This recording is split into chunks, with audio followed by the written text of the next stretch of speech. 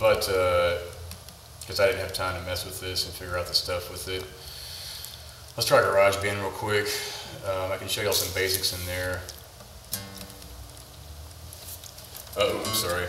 You know, and I will say that a Garageband, if you go and buy an old $200 Macintosh computer off eBay, you'll have this on there. And it'll have, I mean, you can program drums. They'll sound,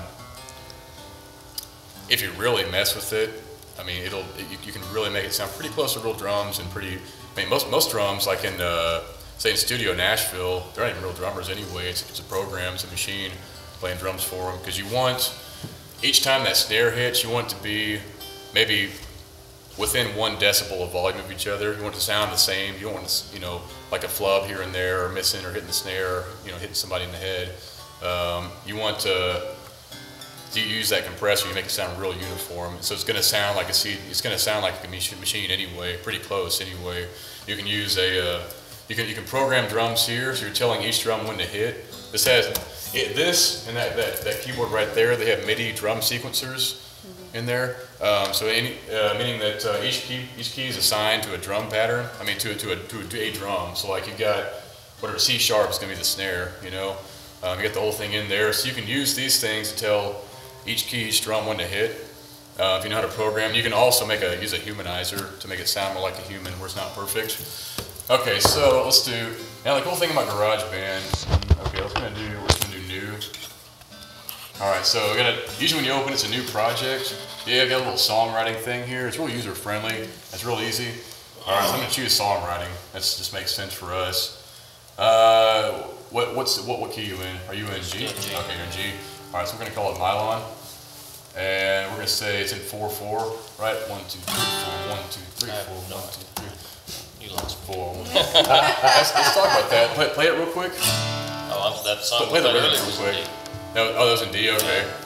All right, so we'll kick D right there. Because sometimes if you want to put a pad or other pre-recorded instruments in there just for fun, play a rhythm that you're gonna play on this. That's what the drums sound like. 1, 2, 3, 4. 1, 2, 3, 4. What's the 4/4?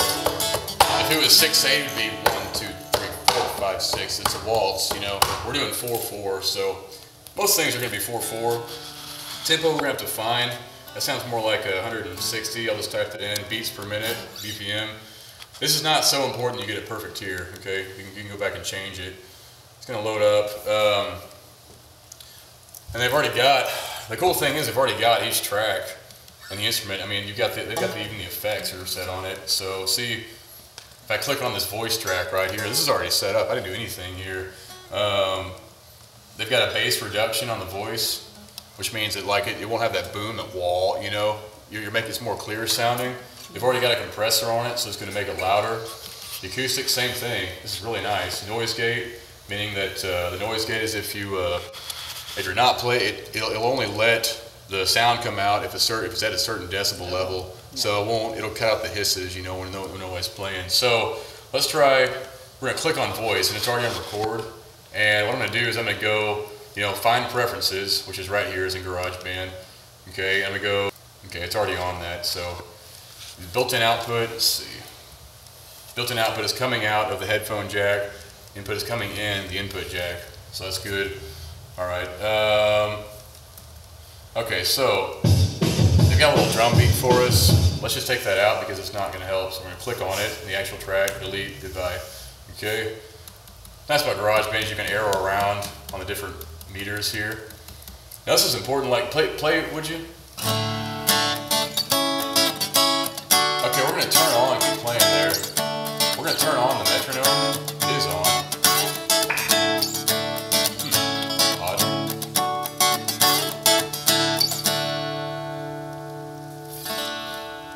It's pretty strange. Well, we're just not gonna worry about that right now. I mean, a great thing to do if you're going to want to program your own drums around it is to get it to record through the metronome so you can lock everything to this grid, you know. It's because you got the headphone jack plugged in. That's why you didn't hear it. Well, but it's coming out of the speakers. We should hear the metronome coming out. I'm not sure what. It's Command U. Anyway. Yeah, anyway, well, let's not worry about that right now. We'll go back through that later. This is kind of, all right, so we're gonna cut an acoustic track, right? So why don't you, it's on record. Anytime you see a little red light, its own red light on the track, that's usually a good sign. It means it's armed, it's ready to record. So I'm gonna hit record. I'm gonna tell my guy,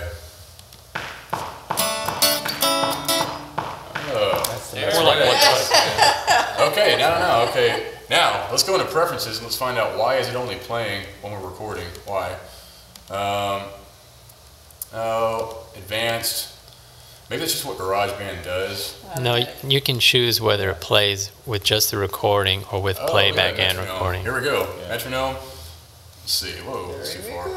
Yeah. Metronome during recording, during playback and recording. Yes, computer, we want to know how fast our tempo is. Okay. I don't know why they would just automatically set it like that. It's about 120, I think, is what Mylon was playing. It's about 120? Oh, okay. Yeah, 116, 120. And I have got, they changed the new one. Oh, here it is. Now, here's the measures. Here is beat. They used to have like the BPMs right here where you can change it. Let's see. Do you know what the BPMs are, Daniel, on this? How you just change them back to 120?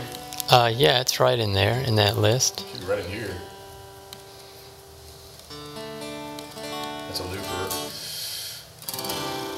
It's right down here, right? Because here's the measures. We can see the measures taking away. We can hear the metronome going.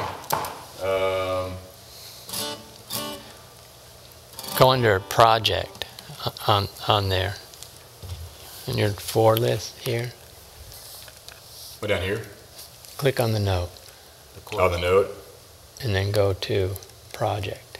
That's where you'll get your beats. Oh, cool. See? Beats per second. Okay, so here's what we set up then.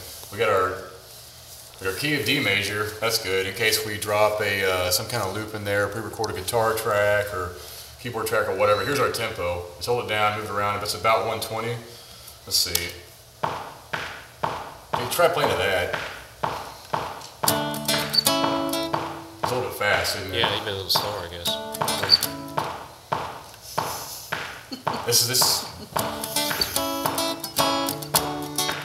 What do y'all think? Sound about right? 3 weeks with the Yeah, good. Thanks, Daniel. That's good. See, Daniel, it's rare that a camera guy steps in and helps the presentation. Daniel's been messing with GarageBand a lot. He's done some really cool stuff with, just the computer mic. It worked pretty well, wasn't that? I mean, it was like to share ideas. Like, yeah, it's just for a demo to share. To show, so man. It doesn't matter if there's some white noise behind it a little bit. Yeah. It's not for anything professional. And there you go. Did you sing like this? Did you just That was sing? It picks up real good. No, you don't have to. What you did with a guitar? Sure. Show us what you did. Well, actually, let's do a track. We'll go back to that. While you're doing 15 minutes. I guess we'll do that next time. So, okay, let's. I could just play you the song that I recorded We'll as an example. We can do that at the end or something. Let's pull it at the end. So let's go ahead and try a basic little guitar vocal here. Okay, I'm gonna hit record.